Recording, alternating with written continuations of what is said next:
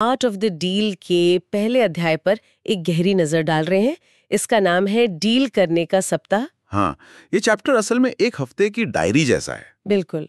और ये दिखाता है, कम से कम किताब के मुताबिक, कि ट्रंप की दुनिया कितनी तेज, कितनी एक्शन से भरपूर थी। सही, तो आज हम इसी अध्याय के आधार पर समझने की कोशिश करेंगे कि उनकी रोज की जिंदगी और काम करने का तरीका कैसा दिखाया गया है। चलिए शुरू करते हैं सोमवार से।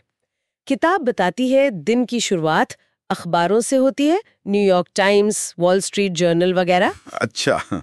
और फिर तुरंत काम में रियल एस्टेट प्रोजेक्ट के ठेकेदार से लागत पर बहस, एक टीवी प्रोड्यूसर से ट्रंप टावर फीचर पर बात, फिर अटलांटिक सिटी कैसीनो फाइनेंसिंग पर बैंक अधिकारियों से कॉल्स। मतलब ऐसा लगता है कि किताब ये दिखाना चाह रही है कि वो हर छोटी बड़ी चीज में खुद शामिल थे। हाँ, वही व्यक्तिगत ध्यान हर डिटेल पर। ये दिलचस्प है। ये जो इतना व्यस्त शेड्यूल दिखाया गया है, ये असल में क्या बताता है?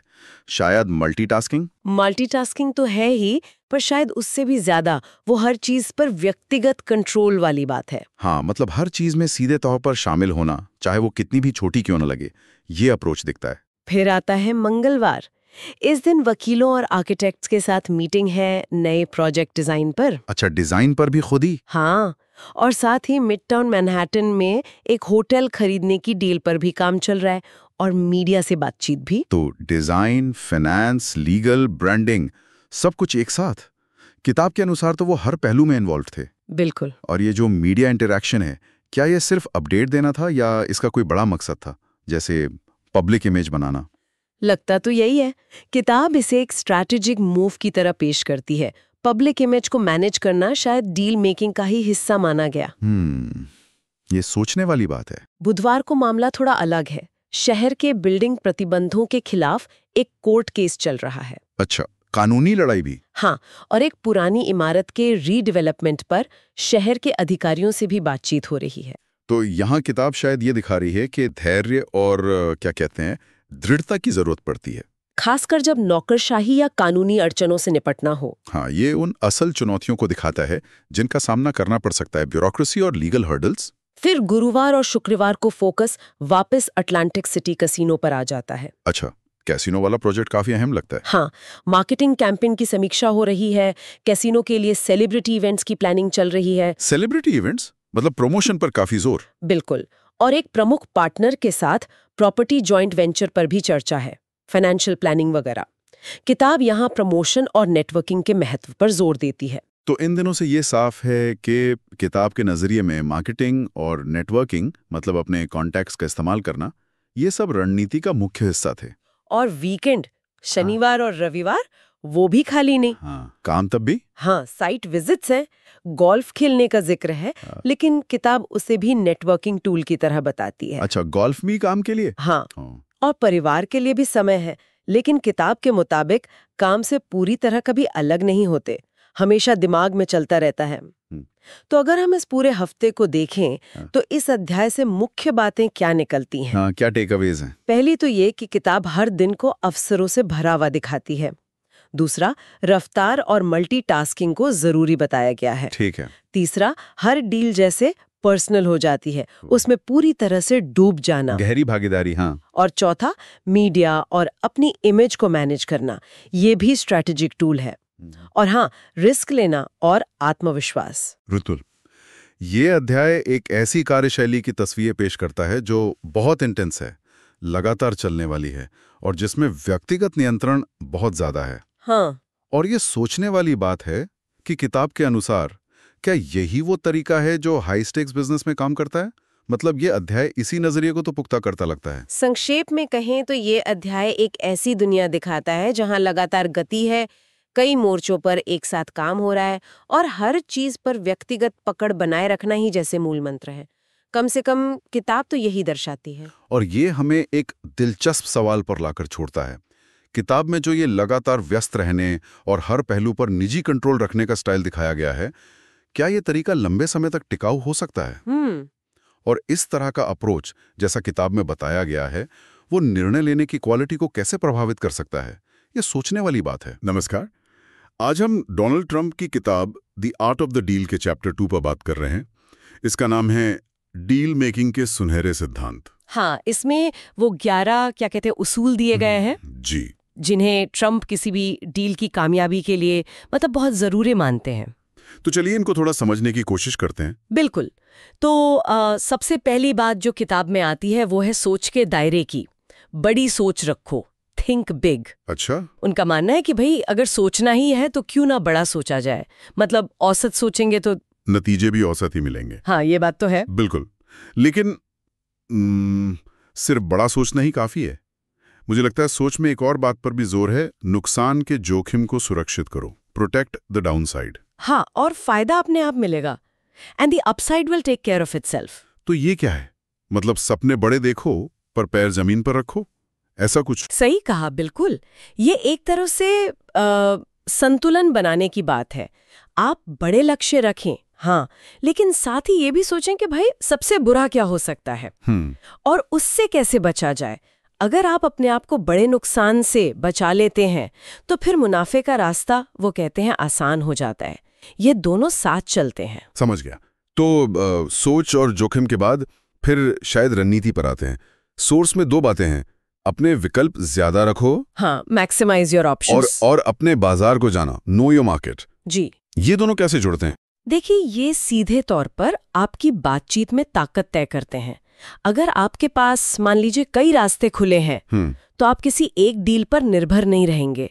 इससे क्या होता है, आपकी मोलभाव करने की ताकत बढ़ जाती है। अच्छा। और ये तभी मुमकिन है जब आपको बाजार की पूरी जानकारी हो। कौन क्या कर रहा है, क्या कीमत चल रही है, कहाँ मौका है। जानकारी ही आपको सही विकल्प चुनने में मदद करती है। और जब जानकारी और विकल्प दोनों हों तब आता है पांचवा सिद्धांत, अपनी बढ़त का इस्तेमाल करो। Use your leverage. मतलब जो भी ताकत आपके पास है उसका सही समय पर सही ढंग से इस्तेमाल करना। हाँ, और देखिए, सोर्स में एक बड़ी दिलचस्प बात कही गई है कि किसी डील में सबसे बुरी चीज जो आप कर सकते हो वो है उसे करने के लिए बेताब दिखना। अच्छा, मतलब अपनी जरूरत या उत्सुकता को छिपाना भी एक तरह की ताकत है। बिल्कुल। लेवरेज का मतलब सिर्फ पैसा या रुतबा नहीं होता। जानकारी, समय या सामने वाले की जरूरत को समझना, ये सब लेवरेज हो सकता है। ये तो हुई बातचीत की तैयारी और क्या कहते हैं दांव पेच की बात। इसके बाद कुछ और सिद्धांत हैं जो शायद डील को कामयाब बनाने और शायद छवि बनाने से जुड़े हैं। जैसे अपनी लोकेशन को बेहतर बनाओ, एनहांस योर लोकेशन। हाँ, इसका जिक्र उन्होंने ट्रम्प टावर के हवाले से किया है। मतलब अगर जगह बहुत शानदार न भी हो तो उसे अपनी ब्रांडिंग से, डिजाइन से, सुविधाओं से उसको आकर्षक बना दो। हाँ, आकर्षक बनाया जा सकता है ताकि उसकी कीमत बढ़ जाए। लोकेशन सिर्फ मतलब भौगोलिक नहीं होती, उसे बनाया भी जा सकता है एक तरह से। और फिर है बात फैलाओ, गेट द वर्ड आउट। इसका मतलब है पब्लिसिटी। और दिलचस्प बात यह है कि सोर्स के मुताबिक चाहे चर्चा अच्छी हो या बुरी, हाँ, इससे फर्क नहीं पड़ता। मायने रखता है कि लोग आपके बारे में बात करें। सही। वो इसे मीडिया और मार्केटिंग का इस्तेमाल करके करते हैं। और इसी से जुड़ा है अगला सिद्धांत, जवाबी हमला करो, फाइट बैक। यानी अगर कोई आप पर या आपके काम पर सवाल उठाए या हमला करे तो चुप न बैठें, मजबूती से जवाब दें। उनका मानना है कि अपनी छवि बचाने के लिए लड़ना जरूरी है। ये थोड़ा आक्रामक लग सकता है पर उनकी फिलॉसफी का हिस्सा है। अच्छा, अब आखिरी 3 सिद्धांतों पर आते हैं। वादा पूरा करो, डिलीवर द गुड्स। ये तो बहुत सीधा और जरूरी लगता है। हाँ, ये तो बहुत अहम है क्योंकि बड़ी बड़ी बातें करने के बाद अगर आप काम करके नहीं दिखाएंगे तो आपकी साख वो तो खत्म हो जाएगी। बिल्कुल। अच्छी डील का मतलब सिर्फ पैसा कमाना नहीं बल्कि जो कहा है उसे पूरा करना भी है। और इसी के साथ जुड़ा है लागत को काबू में रखो, कंटेन द कॉस्ट्स। हाँ, मतलब बड़ा सोचने का ये मतलब नहीं कि खर्चे बेहिसाब हो जाएं। सही कहा। मुनाफा तभी है जब लागत नियंत्रण में हो। बिल्कुल। और आखिर में ये शायद सबसे अनोखा सिद्धांत है, मजे करो, हैव फन। इसका क्या मतलब है डील मेकिंग में? उनका मानना है कि वो ये सब इसलिए कर पाते हैं क्योंकि उन्हें इसमें मजा आता है। अगर आप अपने काम को बोझ समझेंगे तो उसमें बेहतरीन नहीं हो पाएंगे। उनके लिए डील करना एक रोमांचक खेल की तरह है जिसे वो जीतना चाहते हैं, हाँ, लेकिन प्रक्रिया का आनंद लेते हुए। तो कुल मिलाकर ये 11 सिद्धांत, मतलब बड़ी सोच से लेकर मजे करने तक, ये ट्रंप के नजरिए में सफल डील मेकिंग का एक पूरा खाका, एक ढांचा तैयार करते हैं। हाँ, जैसा कि स्रोत बताता है, ये सिर्फ बिजनेस या रियल एस्टेट के लिए ही नहीं है, बल्कि जीवन की किसी भी क्षेत्र में जहां मोलभाव या समझौता होता है, हाँ, वहाँ ये लागू हो सकते हैं। वहां ये लागू हो सकते हैं। बिल्कुल। और यहीं पर एक सवाल उठता है जिस पर शायद सोचा जा सकता है क्या? कि ये 11 सिद्धांत जो एक खास तरह की सोच और कह सकते हैं माहौल में बने हैं, क्या ये हर जगह, हर किसी के लिए, हर तरह की डील में उतने ही कारगर होंगे या उतने ही सही साबित होंगे? क्या अलग-अलग सांस्कृतिक या नैतिक पैमानों पर इनके मायने बदल नहीं जाते? ये विचार करने लायक नुक्ता है, मुझे लगता है। स्वागत। आज हम डोनाल्ड ट्रंप के शुरुआती जीवन पर बात कर रहे हैं, मतलब उनके बिजनेस सफर के वो फॉर्मेटिव साल। बिल्कुल। और इसके लिए हम उनकी किताब the art of the deal का तीसरा चैप्टर ग्रोइंग अप उसे देख रहे हैं। इसमें उनके बचपन, परिवार, शुरुआती अनुभवों की बात है। और हमारा मकसद ये समझना है कि इन सब ने उनके सोचने के तरीके पर, खासकर उनकी जो बड़ा सोचो वाली थिंक बिग वाली सोच है, उस पर कैसे असर डाला। तो चलिए शुरू करते हैं ये पड़ताल। कहानी शुरू होती है 1946 से। न्यूयॉर्क का क्वींस इलाका। ट्रंप का जन्म एक रियल एस्टेट वाले परिवार में हुआ, मतलब ठीक-ठाक ऊपरी मध्यम वर्ग कह सकते हैं। हाँ, और उनके पिता फ्रेड ट्रंप, वो एक जाने माने डेवलपर थे। हाँ, कामयाब डेवलपर थे। वो ज्यादातर ब्रुकलिन और क्वींस में किफायती घर बनाते थे। किताब में उनके पिता के बारे में क्या बताया गया है, कैसे थे वो? फ्रेड ट्रंप को बेहद सख्त बताया गया है, अनुशासन वाले और एकदम प्रैक्टिकल कारोबारी। अच्छा। उन्होंने डोनाल्ड को बचपन से ही कारोबार के क्या कहते हैं जो असली सबक होते हैं वो सिखाए, जैसे पैसे की कीमत समझो, मेहनत करो, हाँ, बेईमान लोगों से बचो और प्रॉपर्टी की सही कीमत पहचानो, ये सब। तो क्या हम कह सकते हैं कि यहीं से वो नींव पड़ी, मतलब जो बाद में किताब में ट्रंप की बिजनेस स्टाइल बताई गई है, थोड़ी सख्त, सीधी बात, हमेशा प्रॉफिट पर फोकस। हाँ, काफी हद तक ये शुरुआती सबक उनके बिजनेस डीएनए का हिस्सा लगते हैं, जैसा किताब बताती है। लेकिन स्कूल के दिनों में कहानी थोड़ी अलग थी। हाँ, मैंने भी पढ़ा है कि वो बचपन में थोड़े शरारती थे और कुछ अनुशासन की दिक्कतें भी आईं। जी हाँ, सोर्स को यही कहते हैं। और इसी वजह से 13 साल की उम्र में उनके पेरेंट्स ने उन्हें न्यूयॉर्क मिलिट्री एकेडमी, मतलब NYMA भेज दिया। NYMA, अच्छा। हाँ, ये एक बड़ा मोड़ था। एक तरफ घर पे सख्त पिता, स्कूल में थोड़ी अपनी मर्जी, और फिर सीधा मिलिट्री अनुशासन। किताब इसे कैसे देखती है? ये उनके लिए कैसा रहा? किताब के मुताबिक ट्रंप खुद मानते हैं कि NYMA ने उनकी जिंदगी बदल दी। वहां उन्होंने सीखा अनुशासन, एक स्ट्रक्चर में काम करना, लीडरशिप और हाँ, कंपटीशन। अच्छा। ये भी कहा गया है कि इससे उनका कॉन्फिडेंस बहुत बढ़ा। दिलचस्प है। मतलब एक बहुत स्ट्रक्चर्ड माहौल में भी वो लीड करने और क्या कहते हैं, हावी होने के गुण दिखाने लगे थे। शायद यहीं से वो आत्मविश्वास आया जिसने बाद में उन्हें बड़े जोखिम वाले सौदे करने में मदद की। हाँ, ये कनेक्शन लगता है जो किताब के विवरण से हम समझ सकते हैं। इसके बाद वो गई यूनिवर्सिटी, पेंसिल्वेनिया यूनिवर्सिटी के मशहूर वॉर्टन स्कूल ऑफ फाइनेंस। अच्छा, वॉर्टन, सुना है इसका चुनाव भी सोच समझकर किया गया था। किताब में कोई खास वजह बताइए? बिल्कुल, वजह ये थी कि वॉर्टन उन गिने चुने स्कूलों में से था जो उस वक्त रियल एस्टेट में स्पेशलाइजेशन देते थे। तो ये दिखाता है कि दिशा पहले से तय थी। और कॉलेज के साथ साथ ही वो पिता के काम में भी लग गए थे, मतलब फील्ड वर्क, किराया लेना, साइट्स देखना। हाँ, तो ये एक तरह का मेल था, वॉर्टन से थ्योरी और पिता के साथ जमीनी तजुर्बा। इसने उनके बिजनेस की समझ को काफी मजबूत किया। सही बात है। लेकिन शायद यही अनुभव उन्हें ये सोचने पर भी मजबूर कर रहे थे कि क्या यही उनकी मंजिल है। आप उस पॉइंट की बात कर रही हैं जब उन्होंने अपने पिता के काम से आगे जाने का सोचा? सही पकड़ा। उन्हें जल्दी ही एहसास हुआ कि वो सिर्फ बाहरी इलाकों में, मतलब क्वींस और ब्रुकलिन में किफायती घर बनाने तक ही नहीं रहना चाहते। तो क्या सोचा उन्होंने? किताब में उनके उस फैसले का जिक्र है, मैं मैनहट्टन जाना चाहता हूँ, बड़े सौदे, बड़ी इमारतें, बड़ी सुर्खियां, ये उनके शब्द हैं। मैनहट्टन, ये वाकई एक बड़ा शिफ्ट था। मतलब अपने पिता के सेफ बिजनेस मॉडल से निकलकर एकदम बड़े कैनवस और ज्यादा ग्लैमर की तरफ। निश्चित रूप से। यहीं से उन्होंने बड़ा सोचने को अपनी पहचान बनाना शुरू किया और मैनहट्टन की luxury properties, high profile deals पर फोकस करने का फैसला लिया। सोर्स इसे ट्रंप ब्रांड की जो महत्वाकांक्षी यात्रा है उसकी असली शुरुआत मानते हैं। तो अगर हम इस चैप्टर की बातों को समेटें, पिता की सीख, हाँ, उनकी सख्ती, मिलिट्री स्कूल का अनुशासन और रियल एस्टेट का वो शुरुआती तजुर्बा, हाँ, इन सब ने मिलके एक तरह की जमीन तैयार की। हाँ बिल्कुल।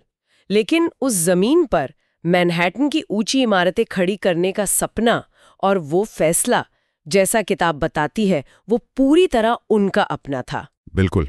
यहाँ एक सवाल आता है मन में जिसपे शायद आगे सोचा जा सकता है। हाँ बताइए। ये जो पैटर्न्स हैं, बचपन और शुरुआती जलानी के, पिता का वो सख्त मार्गदर्शन, मिलिट्री स्कूल का डिसिप्लिन, फिर अचानक छोटे तालाब से निकलकर बड़े समंदर मतलब मैनहट्टन में कूदने की वो जबरदस्त इच्छा, किताब में दिए गए इन अनुभवों की छाप उनके बाद के कारोबारी फैसलों और उनकी पब्लिक इमेज पर कितनी गहरी और लगातार नजर आती होगी, ये सोचने वाली बात। नमस्कार, आज हम एक बहुत ही दिलचस्प कारोबारी सफर पर बात करेंगे। हाँ बिल्कुल। ये कहानी है डोनाल्ड ट्रंप की, और ख़ास बात यह है कि ये उनकी पहली बड़ी स्वतंत्र रियल एस्टेट डील की कहानी है। और ये न्यूयॉर्क में नहीं हुई थी। हाँ, यही मज़ेदार बात है।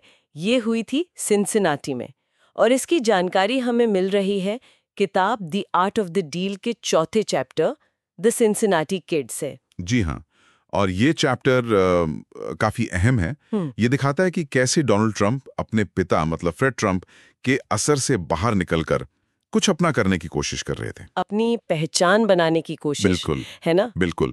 खुद बातचीत करना, फैसले लेना, ये सब इससे उनके बिजनेस करियर का एक बड़ा मोड़ कह सकते हैं। तो चलिए इसी कहानी को जरा खोलते हैं। ये सिंसिनाटी में जो अपार्टमेंट कॉम्प्लेक्स था, स्विफ्टन विलेज, आखिर क्या था ये, और क्यों एक यंग डोनाल्ड ट्रंप ने इसमें इतनी दिलचस्पी दिखाई, वो भी तब जब वो घाटे में चल रहा था। हाँ, किताब यही बताती है। स्विफ्टन विलेज की हालत उस वक्त मतलब अच्छी नहीं थी। बहुत सारे फ्लैट्स खाली पड़े थे। अच्छा। और बिल्डिंग का रखरखाव भी ठीक नहीं था, मैनेजमेंट भी ढीला था। असल में तो ये सौदा पहले फ्रेड ट्रंप को ऑफर हुआ था, लेकिन उनके बेटे को इसमें कुछ और ही नजर आया। एग्जैक्टली। डोनाल्ड ट्रंप ने इसे एक मौके की तरह देखा। उनका अंदाजा था कि अगर सही से मैनेजमेंट हो, मरम्मत हो जाए, हाँ, और खाली फ्लैट्स भर जाएं, तो ये घाटे वाली प्रॉपर्टी भी मुनाफा दे सकती है। किताब में उनका आइडिया सिंपल बताया गया है, सस्ते में लो, ठीक करो, किराए पर चढ़ाओ और फिर बेच दो। सुनने में तो ये रियल एस्टेट का काफी क्लासिक फॉर्मूला लगता है, पर इसको करना, वो भी पहली बार खुद के दम पर, आसान तो नहीं रहा होगा। बिल्कुल नहीं। और किताब इसी पर जोर देती है कि ये सिर्फ मतलब कागज पर प्लान नहीं था। डोनाल्ड ट्रंप ने इसका पूरा जिम्मा खुद लिया। पूरा जिम्मा मतलब किस तरह का? किताब बताती है कि वो सब कुछ देख लेते, किराया वसूलने से लेकर बिल्डिंग की मेंटेनेंस, नए किराएदार कैसे होंगे, उनकी जांच पड़ताल, अच्छा। कौन सी मरम्मत करनी है, कब करनी है, यहाँ तक कि लोकल अधिकारियों से जो मंजूरियां लेनी होती हैं, वो सब भी। अरे वाह, मतलब ये सिर्फ ऑफिस में बैठने वाला काम नहीं था, पूरा फील्ड वर्क था। सही कहा, एकदम जमीनी हकीकत से जुड़ना। और शायद यही इस पूरे अनुभव की सबसे बड़ी सीख थी, जैसा किताब में भी इशारा है। जब आप खुद हर छोटी बड़ी चीज देखते हैं ना, तो आपको प्रॉपर्टी की असली दिक्कतें और उसकी संभावनाएं पता चलती हैं। वो शायद सिर्फ रिपोर्ट पढ़ने से ना समझ आए। हाँ, ये बात तो है। यही उन्होंने वो बात सीखी जो बाद में उन्होंने किताब में लिखी भी, कि अगर आप सोच ही रहे हैं तो बड़ा क्यों ना सोचें, सिंसिनाटी में भी। अच्छा, मतलब जगह छोटी हो या बड़ी, सोच बड़ी रखो। बिल्कुल। तो फिर इस सारी मेहनत का, इस विजन का नतीजा क्या निकला? क्या वो वाकई इस घाटे के सौदे को फायदे में बदल पाए? हाँ, किताब के हिसाब से नतीजा तो काफी असरदार रहा। ट्रंप परिवार में ये प्रॉपर्टी खरीदी थी करीब 5.7 मिलियन डॉलर्स में। 5.7 मिलियन? और डोनाल्ड की मैनेजमेंट संभालने के बाद खाली अपार्टमेंट्स की संख्या तेजी से कम हुई। अच्छा। प्रॉपर्टी की आमदनी बढ़ गई, बिल्डिंग की हालत सुधरी, तो अच्छे किराएदार भी आने लगे। और फिर बेचा भी? हाँ, कुछ ही साल बाद।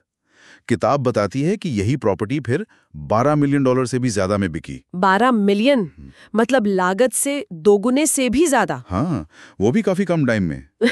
ये आंकड़े किताब में दिए गए हैं। जबरदस्त। इस कामयाबी ने, जैसा किताब बताती है, डोनाल्ड ट्रंप का कॉन्फिडेंस बहुत बढ़ाया। ये साबित हो गया कि वो अपने पिता के बिना भी बड़े और मुश्किल सौदे कर सकते हैं, अकेले दम पर। तो इस पूरे सिंसिनाटी चैप्टर से, किताब के नजरिए से देखें तो क्या खास बातें सीखने को मिलती हैं? एक तो आपने बताया आत्मविश्वास। हाँ, आत्मविश्वास तो सबसे बड़ा टेक अवे है, लेकिन साथ ही ये कहानी इस बात पर भी रोशनी डालती है कि कैसे एक कम कीमत वाली या अनदेखी की गई प्रॉपर्टी में भी वैल्यू ऐड की जा सकती है, सही मैनेजमेंट और मेहनत से। बिल्कुल। और दूसरी बात, वो जमीनी स्तर पर काम करने का महत्व, मतलब खुद उतर कर काम करना। हाँ, वो गेटिंग योर हैंड्स डर्टी वाली बात। सही। और एक और दिलचस्प बात है जो किताब में है, इसी दौरान उन्होंने कुछ और लोकल एक्सपेंशन प्लान्स को मना कर दिया था। उन्हें लगा कि उनमें जोखिम ज्यादा है। अच्छा। हाँ, यहीं से उनका वो फलसफा भी दिखता है जो उन्होंने बाद में कहा कि कभी-कभी आपके सबसे अच्छे निवेश वो होते हैं जिन्हें आप नहीं करते। ये भी एक अहम सीख है। मतलब सिर्फ मौके देखना ही नहीं, जोखिम का अंदाजा लगाना भी। बिल्कुल। तो ये सिंसिनाटी डील सिर्फ एक खरीद फरोख्त में ही थी, ये उनके लिए एक तरह की प्रैक्टिकल ट्रेनिंग थी। जैसे रियल वर्ल्ड एमबीए। हाँ, कुछ वैसा ही कह सकते हैं। किताब इसे ऐसे ही दिखाती है, थ्योरी से प्रैक्टिकल में एक कामयाब कदम। और इसने उन्हें तैयार किया न्यूयॉर्क जैसे बड़े और ज्यादा मुश्किल बाजार के लिए। इस कामयाबी ने न सिर्फ उनका हौसला बढ़ाया होगा, बल्कि शायद आगे के बड़े रिस्क लेने का दरवाजा भी खुला होगा। बिल्कुल। और यही हम एक सवाल छोड़ सकते हैं सोचने के लिए। हाँ, किसी के करियर की शुरुआत की एक छोटी सी लगने वाली कामयाबी उसके भविष्य के बड़े फैसलों और उसकी महत्वाकांक्षा पर कितना गहरा असर डाल सकती है। सिंसिनाटी में जो सीखा वो न्यूयॉर्क की उन ऊंची इमारतों के सौदों में कैसे काम आया होगा। नमस्कार। आज हम डोनाल्ड ट्रंप की कहानी के एक बहुत ही दिलचस्प मोड़ पर बात करेंगे। जी हाँ, उनका मैनहट्टन में पहला बड़ा कदम। बिल्कुल। और वो डील जिसने शायद उनके करियर की पूरी दिशा ही बदल दी। हमारे पास है उनकी किताब the art of the deal, और हम खास तौर पर इसके 5वें अध्याय पर ध्यान देंगे। सही। कोशिश करेंगे समझने की कि ट्रंप ने वो क्वींस और ब्रुकलिन का अपना जाना पहचाना इलाका छोड़कर मैनहट्टन जैसे मुश्किल बाजार में आने का जोखिम क्यों उठाया, और उनकी वो पहली बड़ी कामयाबी कॉमोडोर होटल डील वो आखिर हुई कैसे। देखिए, बात सिर्फ जगह बदलने की नहीं थी, है ना? बिल्कुल नहीं। असल सवाल तो यह है कि अपने कंफर्ट जोन से निकलकर इतने बड़े, इतने कॉम्पिटिटिव बाजार में कूदना, क्या ये उनके उस मशहूर बड़ा सोचो वाले फलसफे का पहला बड़ा टेस्ट था? बिल्कुल, और स्रोत भी यही इशारा करते हैं। ट्रंप के लिए मैनहट्टन सिर्फ मतलब ऊंची इमारतें नहीं थी। अच्छा। वो एक सिंबल था पावर का, लग्जरी का, और शायद सबसे जरूरी नेशनल लेवल पर अपनी पहचान बनाने का। देखिए, क्वींस या ब्रुकलिन में सफलता मिलती तो वो लोकल रहते। हाँ, सही बात है। पर उनकी नजर तो नेशनल स्टेज पर थी। मैनहट्टन में जीतने का मतलब था पूरे देश में पहचाना जाना। तो हाँ, ये सिर्फ जगह बदलना नहीं था, एक कैलकुलेटेड रिस्क था, कह सकते हैं। जानबूझकर उठाया गया बड़ा जोखिम जिसके पीछे उतने ही बड़े इनाम की उम्मीद थी। ये उनके ब्रांड बनाने की जो महत्वाकांक्षा थी ना, उसका एक शुरुआती पर बहुत अहम कदम था। और इसी महत्वाकांक्षा का पहला बड़ा इम्तिहान बना कमोडोर होटल। हाँ, वो डील। जरा सोचिए, लोकेशन तो प्राइम थी, ग्रैंड सेंट्रल टर्मिनल के ठीक बगल में। बिल्कुल। लेकिन होटल की हालत एकदम जर्जर, लगातार घाटे में। मतलब ऐसा लग रहा था जैसे किसी खंडर पे दांव लगा रहे हो। हाँ, स्रोत बताते हैं कि इमारत दिखने में भी पुरानी बदरंग सी हो गई थी। तो सवाल यही उठता है कि एक ऐसे होटल में जो लगभग खत्म हो चुका था, उसमें इतनी बड़ी संभावना उन्होंने देखी कैसे? देखिए, यही उनकी जो रणनीति है वो काफी दिलचस्प हो जाती है। स्रोत के अनुसार उन्होंने एक साथ कई मोर्चों पर काम शुरू किया। अच्छा। पहला वो शहर प्रशासन के पास गए। अच्छा। और एक सौदा रखा कि भाई अगर हमें टैक्स में भारी छूट मिले तो हम इस सफेद हाथी को, मतलब इस घाटे वाली प्रॉपर्टी को, एक शानदार नए होटल में बदल देंगे। इससे शहर की इमेज भी सुधरेगी। Smart move. दूसरा, उन्हें एक स्थापित नाम चाहिए था, तो उन्होंने हयात कॉरपोरेशन से संपर्क किया, उन्हें पार्टनर बनाने के लिए। हाँ, और उन्हें इस जोखिम भरे प्रोजेक्ट में पार्टनर बनने के लिए राजी किया। ये आसान नहीं था, क्योंकि हयात की अपनी एक साख थी। वो क्यों ऐसी डील में आते? सही। और तीसरा, फाइनेंसिंग। तीसरा और शायद सबसे मुश्किल काम, फाइनेंसिंग। होटल पैसा कमा नहीं रहा था, फिर भी बैंकों को यकीन दिलाना था कि ये प्रोजेक्ट चलेगा। यहाँ उनकी वो सेल्समैनशिप काम आई होगी। बिल्कुल, वो खुद भी मानते हैं कि ये उनकी कला है।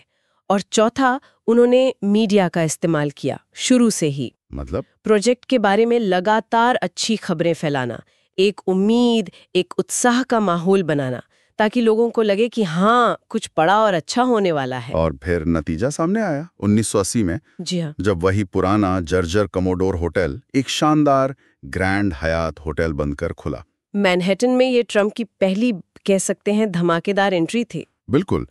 इस एक डील ने उन्हें रियल एस्टेट की दुनिया में एक सीरियस प्लेयर के तौर पर स्थापित कर दिया और उनके ट्रंप ब्रांड की नींव रखी। सुनने में ये कहानी सीधी लगती है, पर क्या स्रोत बताते हैं कि पर्दे के पीछे मुश्किलें कितनी बड़ी थीं? मुश्किलें तो बहुत थीं। पहली चुनौती तो यही थी कि उस पुरानी घाटे वाली प्रॉपर्टी के मलबे में एक भविष्य का शानदार होटल देखना और दूसरों को भी वो सपना बेचना। विजन वाली बात। हाँ, दूसरी न्यूयॉर्क शहर की जो जटिल ब्यूरोक्रेसी है, जो टैक्स कानून है, उनके जाल से निपटना। इसके लिए सिर्फ बिजनेस की समझ काफी नहीं थी, राजनीतिक दाव पेंच भी लगे होंगे। बिल्कुल, स्रोत इसी तरफ इशारा करते हैं। कानूनी और राजनीतिक समझ भी जरूरी थी। तीसरी, फंडिंग की समस्या जो लगातार बनी हुई थी। उसके लिए क्या किया? स्रोत बताते हैं कि उन्हें कई क्रिएटिव फाइनेंसिंग के रास्ते खोजने पड़े, पार्टनर्स के साथ लगातार संतुलन साधना पड़ा। और चौथी चुनौती? पब्लिक परसेप्शन, जनता की धारणा। उस समय न्यूयॉर्क आर्थिक तंगी से गुजर रहा था। हाँ। ऐसे में एक लग्जरी होटल प्रोजेक्ट पर लोगों के मन में शक तो थे ही। उन शंकाओं को दूर करना और मीडिया के जरिए कहानी को अपने फेवर में रखना, ये भी एक बड़ी लड़ाई थी। इस पूरी कहानी में अगर देखें तो ट्रंप के कुछ खास गुण वाकई उभर कर सामने आते हैं। हाँ, बिल्कुल। कमाल की बात है कि जहां ज्यादातर लोगों को बस एक खत्म होती इमारत दिख रही थी, उन्हें एक चमकता हुआ अवसर नजर आया। ये उनकी दूरदृष्टि थी। सही कहा। विजन। फिर उनका बातचीत का हुनर, शहर के अधिकारियों से वो टैक्स छूट लेना जो अभूतपूर्व थी, हयात जैसे बड़े नाम को साथ लाना और मुश्किल हालात में भी बैंकरों को पैसा लगाने के लिए मना लेना, ये कमाल का नेगोशिएशन स्किल था। इसमें कोई शक नहीं। और तीसरा, जिसे नजरअंदाज नहीं कर सकते, वो है पब्लिक रिलेशंस का स्मार्ट इस्तेमाल। हाँ, मीडिया मैनेजमेंट। हर कदम को, हर बातचीत को एक बड़ी कहानी बना देना। स्रोत में ट्रंप का एक कोट भी है जो इस सोच को बताता है। क्या कहा है उन्होंने? कुछ ऐसा कि सौदे सिर्फ तर्क से नहीं जीते जाते, आपको अपनी कल्पना का इस्तेमाल करना होता है और थोड़ा साहस दिखाना पड़ता है। दिलचस्प। तो कुल मिलाकर the art of the deal का ये अध्याय हमें दिखाता है कि कैसे ट्रंप ने अपने कंफर्ट जोन से बाहर निकलकर एक बहुत बड़ा जोखिम भरा दांव खेला और जीता। हाँ, और वो सफल रहा। कॉमोडोर होटल सिर्फ एक इमारत नहीं थी, वो मैनहट्टन में उनके नाम का पहला पत्थर था जिसने उनके आने वाले साम्राज्य की नींव रखी। सही, ये वाकई एक केस स्टडी है विजन की, मोल भाव की कला की और मुश्किलों को मौकों में बदलने की। बिल्कुल। और ये हमें सोचने में भी मजबूर करता है ना। किस तरह से? जब हम किसी ऐसे व्यक्ति या करियर को देखते हैं जो बड़े साहसिक कदमों और ऊंचे दांव वाले सौदों पर बना हो, तो उसमें ये जो मिश्रण दिखता है, दूरदृष्टि, बातचीत की कला, मीडिया का इस्तेमाल, ये हमें किन व्यापक रणनीतियों या पैटर्न पर गौर करने के लिए कहता है। ये सिर्फ एक डील की कहानी नहीं है, शायद ये सफलता के एक खास मॉडल की झलक है। विचार करने लायक बात है जरूर। नमस्ते। आज हम डोनाल्ड ट्रंप की किताब the art of the deal के एक बहुत ही दिलचस्प चैप्टर पर बात करने वाले हैं। हाँ, बिल्कुल। ये ग्रैंड हायत होटल प्रोजेक्ट के बारे में है। वही कैसे वो पुराना घाटे वाला कॉमोडोर होटल न्यूयॉर्क के सबसे शानदार होटलों में से एक बन गया। सही। पर सौदा होने के बाद क्या हुआ? मतलब आज हम ये समझने की कोशिश करेंगे कि किताब के हिसाब से ट्रंप ने इसे असलियत में कैसे बदला। कंस्ट्रक्शन, ब्रांडिंग, पॉलिटिक्स, सब कुछ। हाँ, वो पूरी कहानी कि कैसे विजन को हकीकत बनाया गया। तो चलिए देखते हैं किताब क्या कहती है। शुरुआत करते हैं कि होटल बदला कैसे। ये सिर्फ रंगाई पुताई तो नहीं थी, है ना? पूरी तरह से नया लुक देने की बात थी। नहीं, बिल्कुल नहीं। ये एक बुनियादी बदलाव था। किताब बताती है कि पुराने कॉमोडोर की पूरी पहचान ही बदल दी। अच्छा, कैसे? बाहर की तरफ वो शीशे का पूरा कवर लगाया, मिरर्ड ग्लास फसाड जिसे कहते हैं, वो उस वक्त मैनहट्टन स्काईलाइन में एकदम नया सा लगता था। हाँ, सुनाई काफी चर्चा हुई थी उसकी। बिल्कुल। और अंदर से भी उसे एकदम मॉडर्न और ग्लैमरस बनाया गया। आइडिया साफ था, पुराना बोरिंग हटाओ, कुछ नया आकर्षक लाओ। तो बाहर से इतना भव्य है, लेकिन किताब खर्चे के बारे में क्या बताती है? क्योंकि ऐसे बड़े रेनोवेशंस अक्सर वो बजट से बाहर निकल जाते हैं। हाँ, और यहीं पर बात दिलचस्प होती है। किताब इस पर काफी जोर देती है कि ये सब करते हुए भी लागत पर बहुत सख्त कंट्रोल रखा गया। सच में? जी। किताब के मुताबिक ट्रंप ने खुद छोटी छोटी चीजों पर नजर रखी, टाइल से लेकर कार्पेट, लाइटिंग तक। हर चीज पर? हाँ, और ठेकेदारों के साथ भी काफी सख्ती रखी गई ताकि सब बजट में रहे। किताब में ट्रंप का एक कोट जैसा है कि लग्जरी का मतलब फिजूल खर्ची नहीं, स्मार्ट होना है। वाह, ये तो कमाल का कॉम्बिनेशन है। भव्यता भी और पैसे पर कंट्रोल भी। लेकिन सिर्फ इमारत बनाना ही तो सब कुछ नहीं होता होगा। वो शहर के अधिकारियों, राजनीति से निपटना, खासकर वो टैक्स छूट वाली डील, किताब में उसका जिक्र है। हाँ, हाँ बिल्कुल है। और किताब बताती है कि वो भी आसान नहीं था। मतलब शहर के अधिकारियों से काम निकलवाना अक्सर देरी होती थी। अच्छा। लेकिन किताब के अनुसार ट्रंप ने लगातार दबाव बनाए रखा। उनका नजरिया जो किताब में दिखता है वो ये है कि राजनीति सिर्फ जान पहचान का खेल नहीं है, ये इस पर है कि आप कितना जोर लगा सकते हैं। मतलब अपनी बात मनवाने के लिए अड़ना पड़ता था। बिल्कुल, उनकी वो सख्त बातचीत वाली शैली यहाँ दिखती है। तो कंस्ट्रक्शन, कॉस्ट कंट्रोल, नेगोशिएशन, ये सब चल रहा था। पर क्या ये कहानी सिर्फ ईंट पत्थर और ऑफिसों तक ही थी, या लोगों के बीच इसकी इमेज बनाने पर भी उतना ही ध्यान था? बहुत जरूरी सवाल। और किताब साफ कहती है कि हाँ, इमेज बनाना, ब्रांडिंग करना, ये प्रोजेक्ट का एक बहुत बड़ा हिस्सा था। कैसे किया वो? किताब के मुताबिक ट्रंप ने मीडिया का बहुत सोच समझकर इस्तेमाल किया। जैसे ही कंस्ट्रक्शन में कोई बड़ा माइलस्टोन आता, मीडिया को बुला लिया जाता, ताकि चर्चा बनी रहे। हाँ बिल्कुल, होटल हमेशा खबरों में रहे।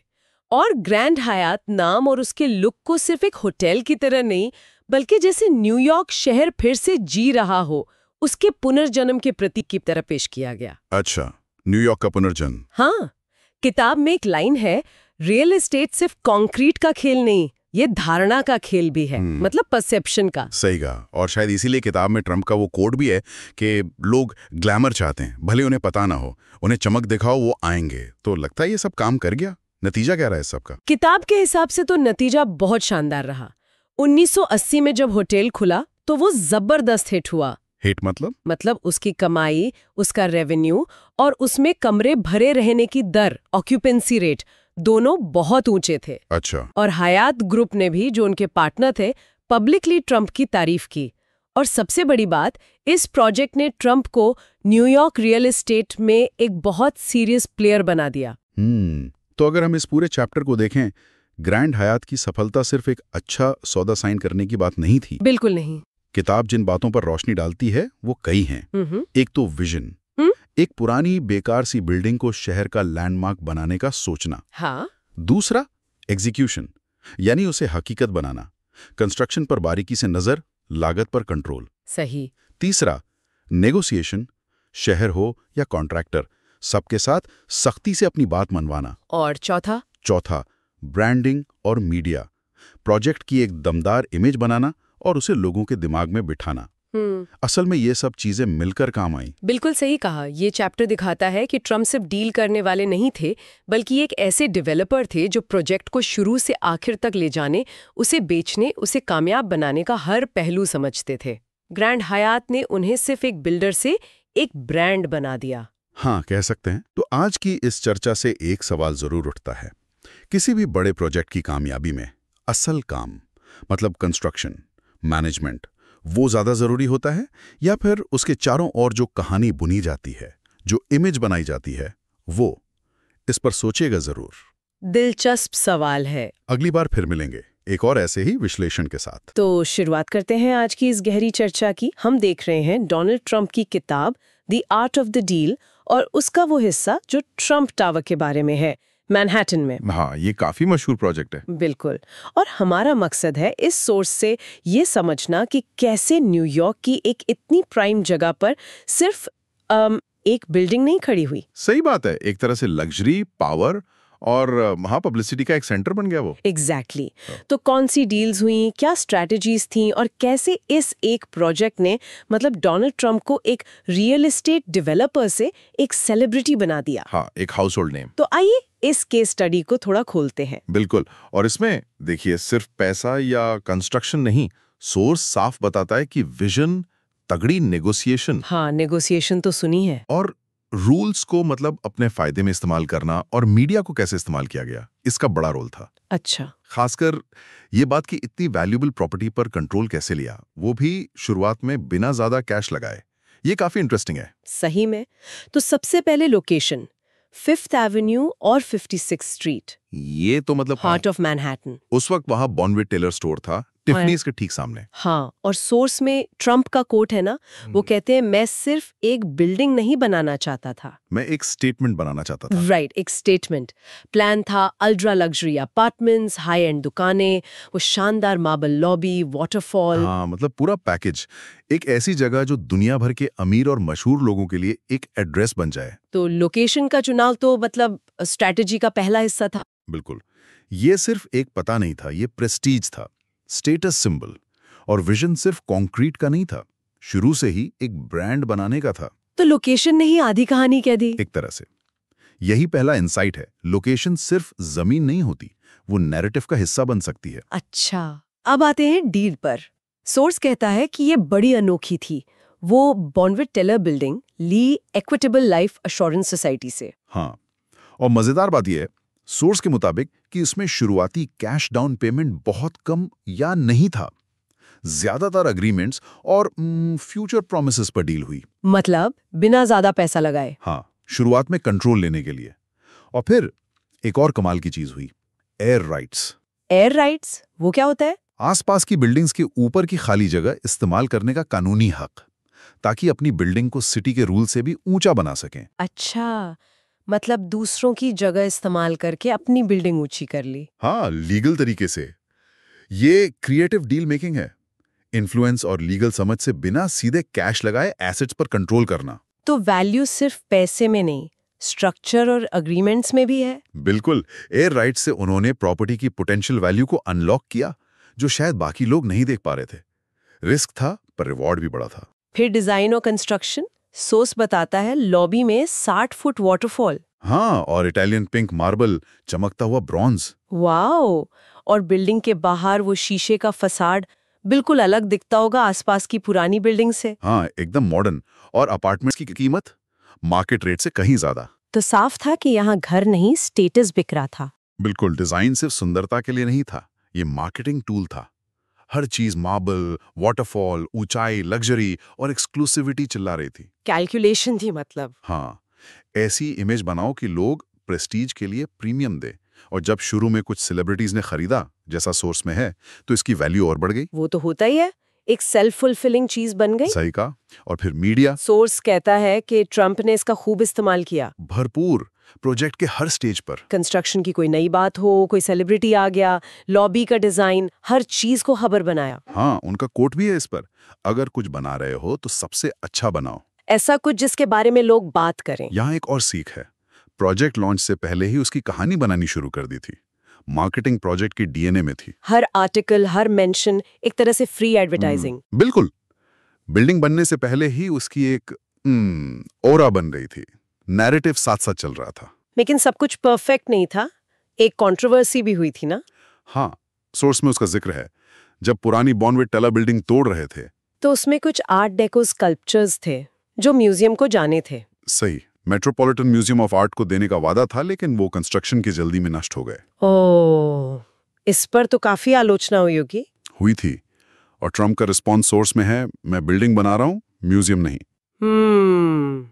ये उनकी बिजनेस फर्स्ट अप्रोच दिखाता है। हाँ, बड़े प्रोजेक्ट्स में ऐसे फैसले आते हैं जहां पब्लिक राय और प्रोजेक्ट की जरूरत में चुनाव करना पड़ता है।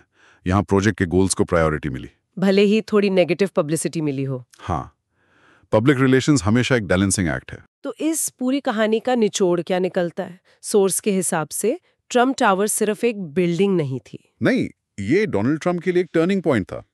इसने उन्हें न्यूयॉर्क के बिल्डर्स से एक इंटरनेशनल सेलिब्रिटी बना दिया। उनकी नेगोशिएशन स्किल्स, ब्रांडिंग की समझ, लीगल क्रिएटिविटी, मीडिया मास्टरी, इसका सबूत बन गया ये प्रोजेक्ट। बिल्कुल, जैसा उन्होंने खुद कहा सोर्स में, लोग सफलता की इज्जत करते हैं और वो उसका एक हिस्सा खरीदना चाहते हैं। सही।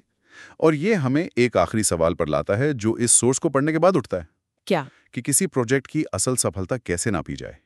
सिर्फ फाइनेंशियल रिटर्न से, या उसके स्ट्रक्चर से, या फिर उसका ब्रांड पर क्या असर पड़ा, कल्चरल इम्पैक्ट क्या था? हाँ, और उसने मार्केट को कैसे बदला? ट्रंप टावर ने लग्जरी रियल एस्टेट के लिए क्या नए स्टैंडर्ड सेट किए? ये आज भी सोचने वाली बात है। तो आज हम बात कर रहे हैं डोनाल्ड ट्रंप की, और कैसे उन्होंने 1980s में अटलांटिक सिटी के कसिनो बिजनेस में अपने पहले कदम रखे। हाँ, और इसके लिए हमारे पास एक किताब, ट्रंप का कसिनो साम्राज्य, सिस्टम को समझना का चैप्टर 8, ये काफी अंदर की जानकारी देता है। बिल्कुल, ये दिखाता है कि कैसे उन्होंने वो नियमों का पूरा जो जाल था उसे समझा और उसमें से अपना रास्ता निकाला। सही। तो मकसद यही है कि उनकी रणनीति क्या थी, मुश्किलें क्या आईं, और जो पहला कसीनो प्रोजेक्ट था उससे क्या सबक मिले, जरा इस पर गौर करें। हाँ, और ये टाइम भी बड़ा दिलचस्प था। अटलांटिक सिटी न्यू जर्सी में जुए की अकेली जगह। बिल्कुल, सरकार ने इसे लीगल किया था ताकि शहर की इकोनॉमी सुधर सके, और ट्रंप ने इसमें आप कह सकते हैं न्यूयॉर्क से बाहर एक बड़ा मौका देखा। लेकिन ये मौका भुनाना आसान तो नहीं रहा होगा। सुना है वो new Jersey casino control commission का लाइसेंस लेना ही अपने आप में एक पहाड़ जैसा काम था। हाँ, वो सबसे बड़ी बाधा थी। लाइसेंसिंग प्रोसेस बहुत ही सख्त था। यहीं पर ट्रंप की जो शुरुआती चाल थी वो दिलचस्प है। अच्छा, क्या किया उन्होंने? देखिए, अकेले मैदान में कूदने की बजाय उन्होंने पहले हाथ मिलाया हॉलिडे इन के साथ, जो उस वक्त कैसीनो में बड़ा नाम था और बाद में बैलीज बना। अच्छा, सीधे सिस्टम से भिड़ने के बजाय पहले किसी अनुभवी खिलाड़ी के सहारे अंदर घुसो। ये तो काफी सोचा समझा कदम लगता है। हाँ बिल्कुल, रणनीति यही थी, पहले किसी के साथ जुड़ो फिर अपना बनाओ। तो इस पार्टनरशिप से उनका पहला प्रोजेक्ट कौन सा था? उनका पहला बड़ा वेंचर था हॉलिडे इन की कैसीनो डिवीजन हैरास, उसके साथ मिलकर हैरास एट ट्रंप प्लाजा खोलना। ओके, लोकेशन तो सुना है प्राइम थी। हाँ, एकदम बोर्डवॉक पर। और सोर्स बताते हैं कि ट्रंप ने इसकी डिजाइन, कंस्ट्रक्शन सब पर बहुत बारीकी से खुद नजर रखी। लेकिन जब दो अलग सोच वाले साथ आते हैं, हैरास का अपना तरीका, ट्रंप का अपना विजन, ये पार्टनरशिप स्मूथ चली क्या? नहीं, जल्दी ही मतभेद शुरू हो गए।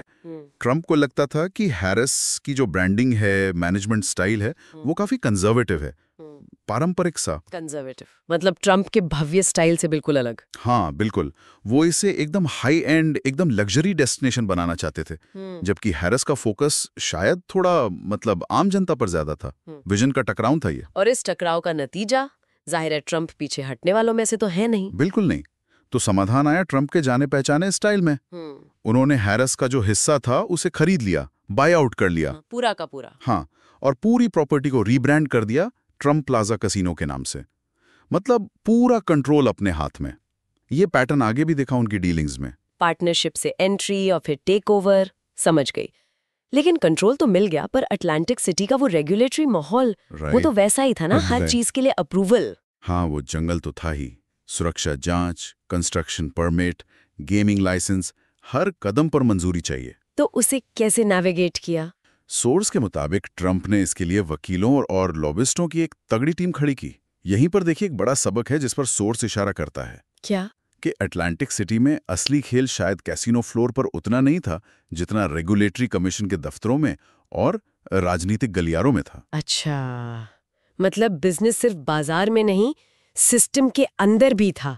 ये तो गहरी बात है। बिल्कुल, सिस्टम को समझना और इस्तेमाल करना। तो उनके बिजनेस मॉडल में क्या खास था फिर? ट्रंप प्लाजा कैसे अलग था बाकियों से? देखिए, उन्होंने इसे सिर्फ जुए का अड्डा नहीं बनाया। फोकस था हाई एंड डेस्टिनेशन बनाने पर। शानदार वीआईपी लाउंज, बड़े बड़े सेलिब्रिटीज के शोज, एकदम आकर्षक डिजाइन। हाँ, सुना है काफी ग्लैमरस था। बिल्कुल, और कमाई सिर्फ जुए से नहीं, बल्कि होटल, रेस्टोरेंट, मनोरंजन, एक पूरा पैकेज, एक पूरा अनुभव बेचने पर जोर था। तो ये सिर्फ कैसीनो नहीं, एक डेस्टिनेशन बनाने की सोच थी। एग्जैक्टली। तो अगर हम चैप्टर 8 से ट्रंप की इस शुरुआती कैसीनो रणनीति के मुख्य सबक निकालें तो वो क्या होंगे? की टेकअवेज। कुछ चीजें साफ दिखती हैं। 1, स्थापित खिलाड़ी के साथ पार्टनरशिप करके मार्केट में एंट्री। 2, रेगुलेटरी और कानूनी दांव पेच में महारत हासिल करना। ये शायद सबसे जरूरी था। हाँ, वो लॉबिंग और लीगल टीम वाली बात। वही। 3, लग्जरी और सेलिब्रिटी अपील वाली ब्रांडिंग। 4, जरूरत पड़ने पर पार्टनर्स को हटाकर पूरा कंट्रोल लेना। और आखिर में सिर्फ जुआ नहीं, एक पूरा एंटरटेनमेंट डेस्टिनेशन बनाना। सोर्स में शायद ट्रंप का कोई कोट भी है इसको लेकर कि नियमों को समझो। हाँ, कुछ ऐसा ही कि अगर आप कैसीनो बिजनेस में हैं तो सिर्फ खेल मत खेलिए, नियमों को किसी और से बेहतर समझिए। एक और लाइन थी, सरकार नियम बना सकती है लेकिन समझदार लोग उन्हें खेलना सीख लेते हैं। ये उनकी सोच साफ दिखाता है। बिल्कुल, सिस्टम को समझना उनकी रणनीति का कोर था। और नतीजा क्या? ये सब काम आया? ट्रंप प्लाजा हिट हुआ? हाँ बिल्कुल, Trump plaza casino Atlantic city के टॉप ग्रॉसिंग कैसीनो में से एक बन गया।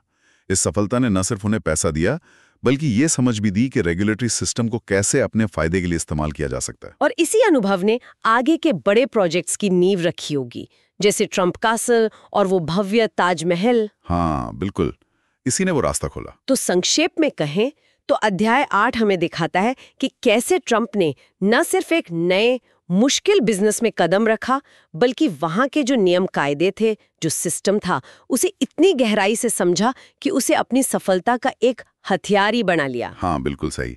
अध्याय का सार शायद यही है, सिस्टम से लड़ो मत, उसे दूसरों से बेहतर समझो और जीतने के लिए उसका इस्तेमाल करो। ये वाकई सोचने वाली बात है। क्या ये सबक कि किसी भी फील्ड के नियमों को गहराई से समझना और उनका रणनीतिक इस्तेमाल करना, क्या ये सिर्फ कैसीनो बिजनेस तक ही सीमित है, या ये किसी भी जटिल सिस्टम, किसी भी इंडस्ट्री में सफलता के लिए उतना ही जरूरी है? मतलब किसी भी खेल के नियमों में महारत हासिल करने का असल मतलब क्या है? ये सवाल सोचने लायक। नमस्ते। आज हम डोनाल्ड ट्रंप की किताब the art of the deal के खास चैप्टर पर बात कर रहे हैं, चैप्टर 9। हाँ, the art of the spin. बिल्कुल, the art of the spin.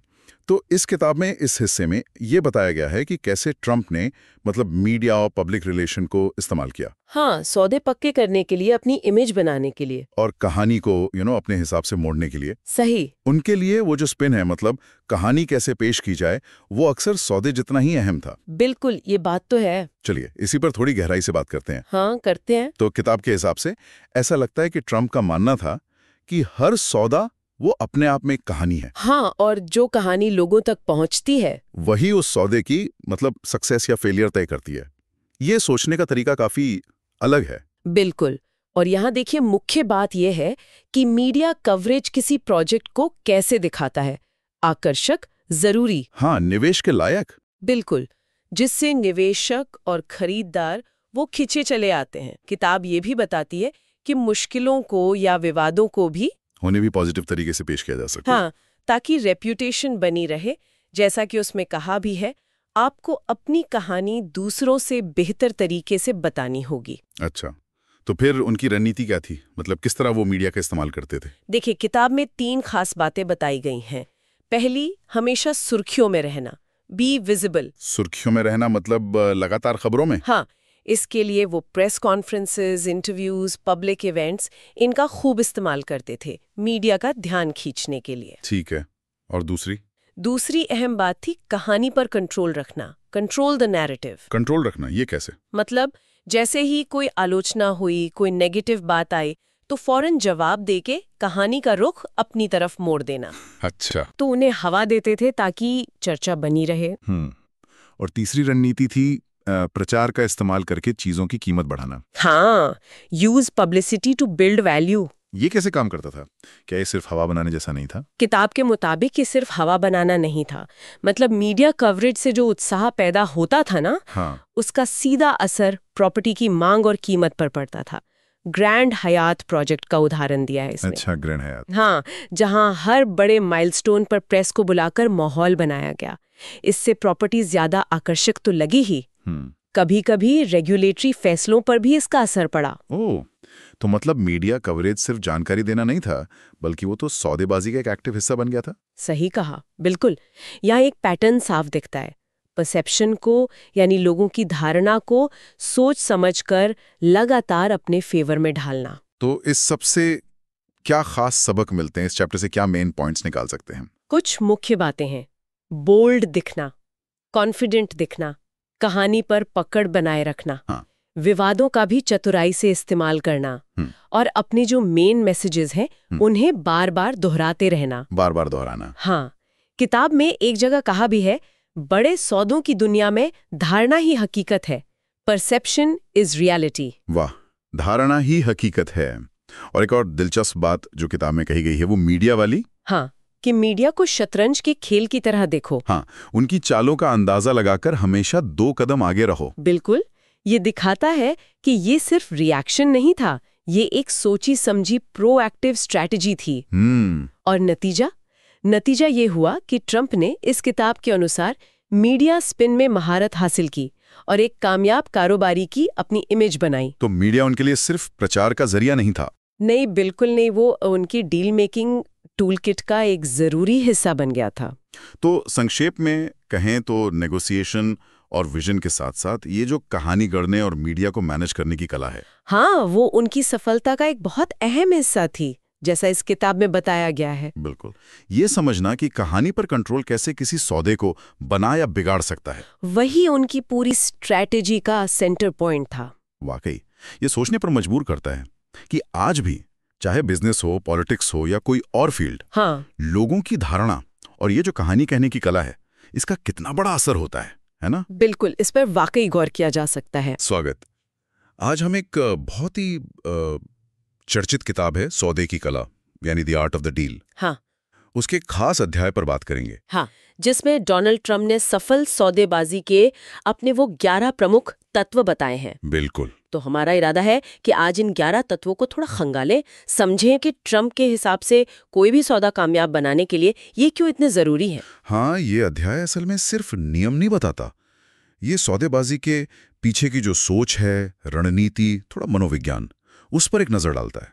एक पूरा दर्शन है, कह सकते हैं। अच्छा, तो पहला सिद्धांत, बड़ा सोचो, थिंक बिग। इस पर तो काफी जोर है किताब में। बिल्कुल, उनका सीधा तर्क है कि भाई अगर सोचना ही है तो छोटा क्यों सोचें, है ना? बड़ा सोचने से ही बड़े नतीजे मिलते हैं। ये महत्वाकांक्षा को मतलब सबसे आगे रखता है। किताब में वो लाइन भी है शायद, if you going to be thinking anyway you might as well think big. वही, बिल्कुल। ये दिलचस्प है, खासकर जब इसे दूसरे सिद्धांत के साथ देखते हैं, नुकसान से बचो, प्रोटेक्ट द डाउनसाइड। मतलब बड़े सपने देखो, लेकिन पहले अपनी सेफ्टी पक्की करो। ये थोड़ा, क्या ये एक दूसरे के विपरीत नहीं लगता? हाँ, पहली नजर में लग सकता है, पर यहाँ शायद नजरिया ये है कि बड़े दांव खेलने के लिए पहले ये पक्का करना जरूरी है कि आप खेल से बाहर ना हो जाए। अच्छा, मतलब बड़े मुनाफे की उम्मीद रखो, लेकिन साथ ही जो संभावित नुकसान है उसको कम से कम करो। ये एक तरह का बैलेंस्ड रिस्क मैनेजमेंट है। ओके, समझ गया। इसके बाद है विकल्प बढ़ाओ, मैक्सिमाइज ऑप्शंस। मतलब हमेशा अपने पास कई रास्ते रखो। हाँ, बिल्कुल, ताकि आप किसी एक चीज या एक रास्ते पर निर्भर ना रहें। देखिए, जितने ज्यादा विकल्प होंगे, सौदेबाजी में आपकी पोजीशन उतनी ही मजबूत होगी। सही। आप किसी एक विकल्प के मोहताज नहीं रहेंगे। एग्जैक्टली। और फिर बाजार को जानो, यानी नो योर मार्केट, और अपनी ताकत का इस्तेमाल करो, यूज योर लेवरेज। ये दोनों जुड़े हुए से लगते हैं काफी हद तक। देखिए, बाजार की गहरी समझ होगी तभी तो पता चलेगा कि आपकी ताकत कहाँ है ना? हाँ। वो ताकत पैसा हो सकता है, कोई खास जानकारी हो सकती है, सही टाइमिंग हो सकती है, कुछ भी। और फिर उसी जानकारी, उसी ताकत का इस्तेमाल करके आप सौदे में अपना पल्ला भारी कर सकते हैं। बिना बाजार को समझे तो ताकत का सही इस्तेमाल मुश्किल है। बिल्कुल, वो पता ही नहीं चलेगा कि ताकत है कहाँ। अच्छा, इसके बाद का पॉइंट है जगह को बेहतर बनाओ, एनहांस योर लोकेशन। ये तो शायद रियल एस्टेट के लिए ज्यादा लगता है। हाँ, किताब में इसका जो उदाहरण है वो मुख्य रूप से रियल एस्टेट का ही है, लेकिन इसे थोड़ा व्यापक रूप से भी देख सकते हैं। मतलब आप जिस भी चीज का सौदा कर रहे हैं उसकी वैल्यू या उसकी प्रेजेंटेशन को बेहतर बनाना। ओके, फिर आता है प्रचार करो, गेट द वर्ड आउट। मतलब अपने सौदे की थोड़ी हवा बनाना। हाँ, सही पकड़ा, बिल्कुल। लोगों में एक उत्सुकता जगाना, मीडिया का ध्यान खींचना, ताकि आपके सौदे के लिए एक अच्छा पॉजिटिव माहौल बने। ये डिमांड बढ़ाने में मदद करता है। और अगर मुश्किलें आएं तो फिर लड़ो, फाइट बैक। हाँ, मतलब हार नहीं माननी है, दबाव बनाना है, अपने हितों के लिए डटे रहना है, लेकिन इसका मतलब सिर्फ आक्रामक होना नहीं है। अच्छा। हाँ, किताब में एक जगह ये भी कहा गया है कि sometimes by losing a battle you find a new way to win the war. अरे वाह, ये तो काफी गहरी बात है। हाँ, मतलब कभी-कभी शायद पीछे हटना या एक छोटी लड़ाई हार जाना भी वो बड़ी जीत की रणनीति का हिस्सा हो सकता है। ये दिलचस्प नुक्ता है। और लड़ों के साथ ही जुड़ा है वादा निभाओ, डिलीवर द गुड्स। यानी लड़ने के बाद जो कहा है वो करना भी है। हाँ, बहुत जरूरी। ट्रंप के अनुसार आपकी जो साख है, आपकी क्रेडिबिलिटी, वही आपकी सबसे बड़ी पूंजी है। वादे पूरे करने से ही वो विश्वास बनता है। और वही विश्वास भविष्य के सौदों के लिए बहुत महत्वपूर्ण है। एक मजबूत रेप्यूटेशन आपको लंबी दौड़ में फायदा देती है। सही बात है। और आखिर के दो तत्व, खर्च काबू में रखो, कंटेन द कॉस्ट्स और मजे लो। Have fun. खर्च नियंत्रण तो ठीक है, समझ आता है, लेकिन मजे लो, ये थोड़ा अजीब नहीं?